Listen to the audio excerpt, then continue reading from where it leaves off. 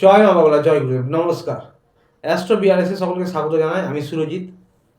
আজ একটি বিশেষ টোটকা নিয়ে আলোচনা করব, যেটি হচ্ছে একটি পিতলের ঘট নেবেন, তাতে গলা অবধি জল পূর্ণ করার পর, গঙ্গা জল অবশ্যই, তাতে 3টি সাদা ফুল নেবেন, টগর ফুল, এবং সকালবেলায়, শুক্রবারের দিন সপ্তাহে একদিন সকালবেলায় সেই জলপূর্ণ ঘটটি নিয়ে বসবেন ঠাকুরের সামনে এবং 3টি টগর ফুল নেবেন। সাদা ফুল হতে হবে, কারণ শুক্রের রং সাদা। যদি আপনারা এই টোটকা করার পর বা এই টোটকা করার চলাকালীন আপনারা যদি একটা চাঁদির আংটি ধারণ করতে পারেন তাহলে অত্যন্ত ভালো হয়, না পারলেও সমস্যা নেই, এই টোটকাটি করলেই হবে। এবং ঠাকুরের সামনে বসার পর শুক্রবারের দিন সকালে, অর্থাৎ ভোরবেলায় বা আপনারা যখন ওঠেন তখন বোর্ডে একটি মন্ত্র দেখতে পাচ্ছেন, শুক্রদেবের মন্ত্র, এবং শুক্রদেবের জন্যই সাদা ফুল বললাম, বা চাঁদির আংটি যদি ধারণ করতে পারেন সেই পরামর্শ দিলাম।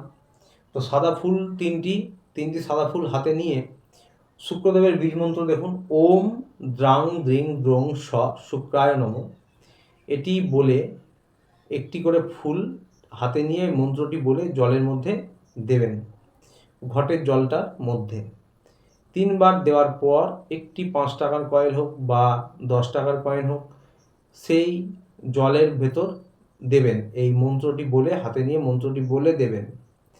এই অবস্থায় সেই ঠাকুরের সামনে ঘরটি থাকবে সন্ধেবেলা পর্যন্ত, এবং সন্ধে দেওয়ার পর সে সন্ধেবাতি দেওয়ার পর সেই জল এবং ফুলটি একটি নির্দিষ্ট স্থানে ফেলবেন, যেখানে কেউ পা দিয়ে, অর্থাৎ শুকনো না পর্যন্ত যেন, তার আগে যেন কেউ পা না দিয়ে মারিয়ে যায়। এবং ওই কয়েনটি আপনি আপনার মানি ব্যাগে, পার্সে রাখবেন, 1 সপ্তাহ রাখবেন।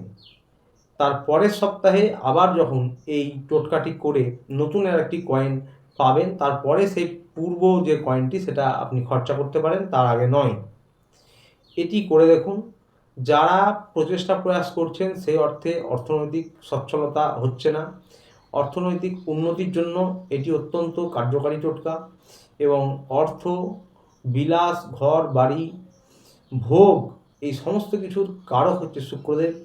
এবং শুক্রদেবের বীজ মন্ত্র কিন্তু ওই শুক্রবারের দিন বলে নয়, এই ওম দাং দ্রিং দ্রোং স শুক্রায় নম, এটি প্রত্যহ 108 বার করলে অত্যন্ত ভালো, না হলে 54 বার, 27 বার, সর্বনিম্ন 9 বার, যে কোনো একটা সময় অন্তত, যাদের সময় একেবারেই নেই, 9 বার পর্যন্ত জপ করতে পারেন।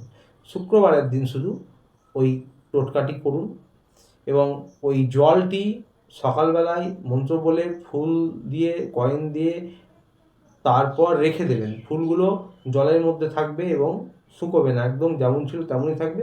সন্ধেবেলায় সন্ধেবাতি দেওয়ার পর ওটা ফেলে দেবেন, কয়েনটি আপনার পার্সে, মানি ব্যাগে রেখে দেবেন।